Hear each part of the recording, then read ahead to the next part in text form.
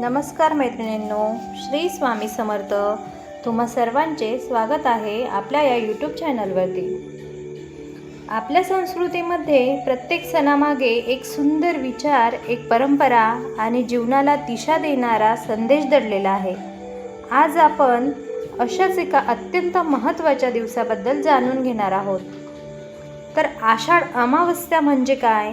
तिला दीप अमावस्या किंवा दिव्यांची अमावस्या का म्हणतात? या दिवशी दीपपूजन का केले जाते? दीपांची पूजा नेमकी कशी करावी? कोणते साहित्य लागते? कोणता नैवेद्य दाखवावा? आणि सर्वात महत्त्वाचे म्हणजे दीपपूजनामागचा खरा आध्यात्मिक संदेश काय आहे? हे सर्व आपण या व्हिडिओमध्ये सविस्तर जाणून घेणार आहोत. त्यामुळे व्हिडिओला शेवटपर्यंत नक्की बघा. सर्वप्रथम आषाढ अमावस्या म्हणजे काय? तर महाराष्ट्राच्या परंपरेनुसार आषाढ महिन्याच्या शेवटी येणाऱ्या अमावस्येला दीप अमावस्या असे म्हटले जाते. या दिवसानंतर श्रावण महिन्याला सुरुवात होते.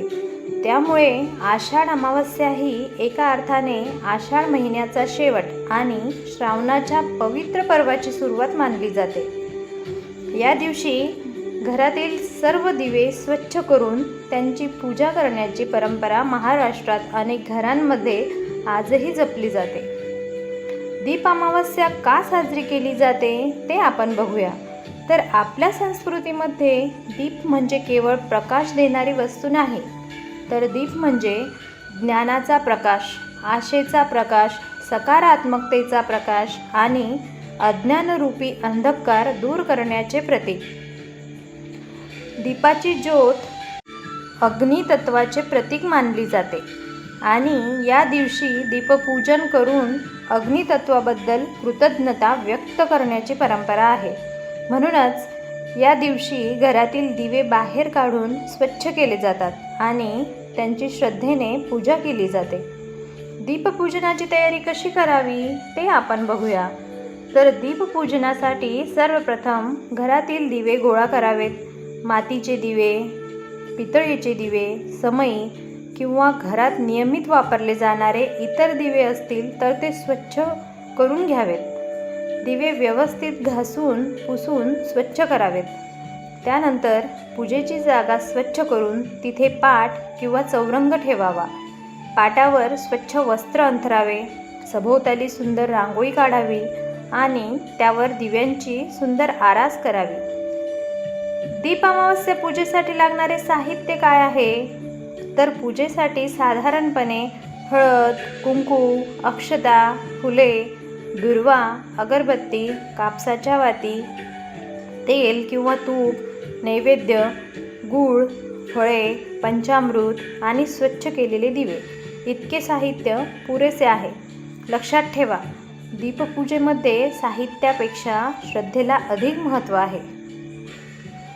दीपपूजनाची साधी पद्धत. सर्वप्रथम घरातील स्वच्छ दिवे करून घ्यावेत. दिव्यांना पंचामृत किंवा स्वच्छ पानाने प्रतिकात्मक स्नान घालावे. त्यानंतर दिवे स्वच्छ कापडाने पुसावेत.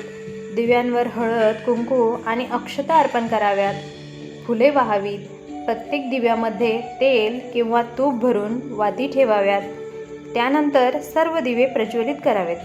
दिव्यांसमोर हात जोडून प्रार्थना करावी. हे दीपज्योती, आमच्या घरातील अज्ञानाचा, दुःखाचा आणि नकारात्मकतेचा अंधार दूर होऊ दे. आमच्या कुटुंबाला आरोग्य, सुख, शांती आणि सद्बुद्धी प्राप्त होऊ दे. यानंतर आरती करावी आणि नैवेद्य दाखवावा. दिव्यांची संख्या किती असावी?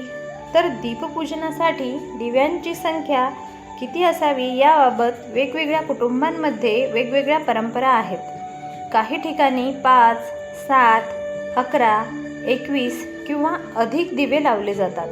मात्र एकच दिवा श्रद्धेने लावला तरी त्याचे महत्त्व कमी होत नाही. कारण महत्त्व आहे ते दिव्यांच्या संख्येपेक्षा आपल्या भावनेचा.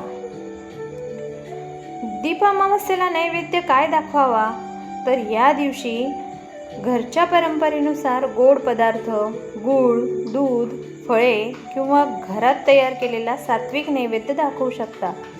काही कुटुंबांमध्ये कणकेचे दिवे करून त्यांचाही नैवेद्य दाखवला जातो.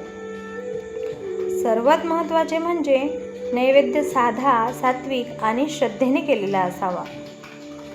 आता कणकेचे दिवे का केले जातात ते आपण बघूया. तर काही महाराष्ट्रातील परंपरांमध्ये गव्हाच्या किंवा कणकेच्या पिठाचे छोटे दिवे तयार केले जातात. त्यामध्ये तूप किंवा तेल आणि वात ठेवून ते प्रज्वलित केले जातात. ही प्रथा सर्वत्र समान नाही, ती कुटुंब आणि प्रदेशानुसार बदलते. म्हणून आपल्या घरात ज्या पद्धतीने दीपपूजनाची परंपरा आहे ती श्रद्धेने पाळणे योग्य.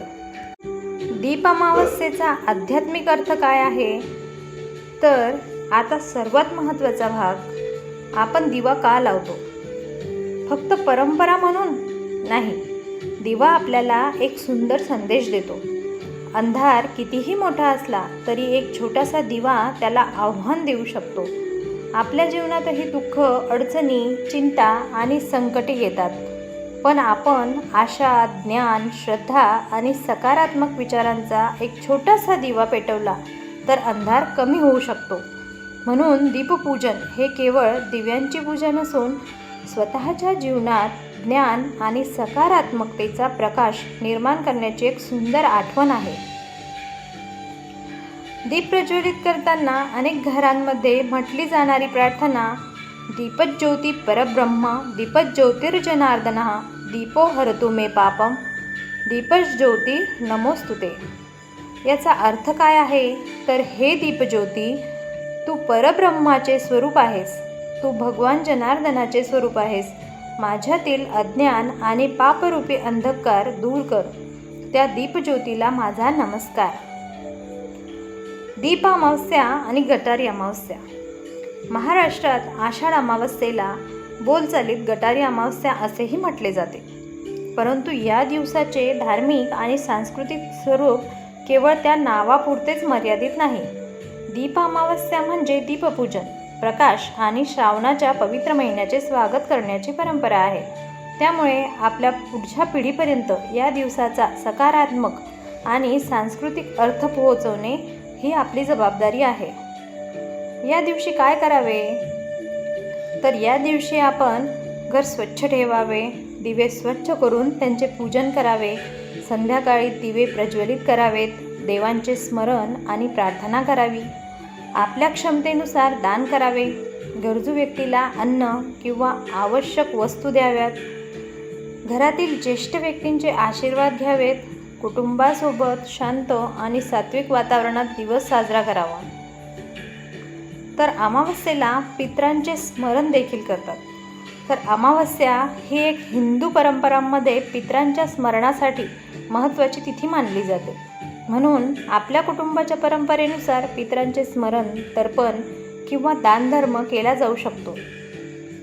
मात्र तर्पणाची विशिष्ट आणि विधी आपल्या पद्धत आणि विधी आपल्या कुलाचारानुसार किंवा जाणकार पुरोहितांच्या मार्गदर्शनाने करणे योग्य ठरेल. दीप अमावस्येची खरी शिकवण काय आहे? तर आज आपण आपल्या घरातील दिवे स्वच्छ करतो, पण त्यासोबत आपल्या मनातील अंधारही स्वच्छ करण्याचा प्रयत्न केला पाहिजे. मनातील द्वेषाचा अंधार, अहंकाराचा अंधार, मत्सराचा अंधार, नकारात्मक विचारांचा अंधार आणि अज्ञानाचा अंधार दूर करून ज्ञान, प्रेम, दया आणि सद्भावनेचा दिवा पेटवणे हीच दीप अमावस्येची खरी शिकवण आहे. चला तर मग या दीप अमावस्येला आपण फक्त घरात दिवे लावू नका, एखाद्याच्या आयुष्यातही प्रकाश आणूया. एखाद्या गरजू व्यक्तीला अन्न द्या, एखाद्या विद्यार्थ्याला शिक्षणासाठी मदत करा, एखाद्या दुःखी व्यक्तीशी 2 प्रेमाचे शब्द बोला. कारण दिवा पेटवण्याचा सर्वात सुंदर अर्थ म्हणजे दुसऱ्याच्या आयुष्यात प्रकाश निर्माण करणे. दीपज्योती आपल्या घरात सुख, शांती, आरोग्य आणि समृद्धी घेऊन येऊ. आपल्या सर्वांना दीप अमावस्येच्या हार्दिक शुभेच्छा. व्हिडिओ आवडला असेल तर लाईक करा, शेअर करा आणि आपल्या चॅनलला सबस्क्राईब करून बेल आयकॉन नक्की दाबा. पुन्हा भेटूया एका नवीन धार्मिक आणि सांस्कृतिक माहितीच्या व्हिडिओमध्ये. जय श्रीराम, हर हर महादेव, जय श्री कृष्ण.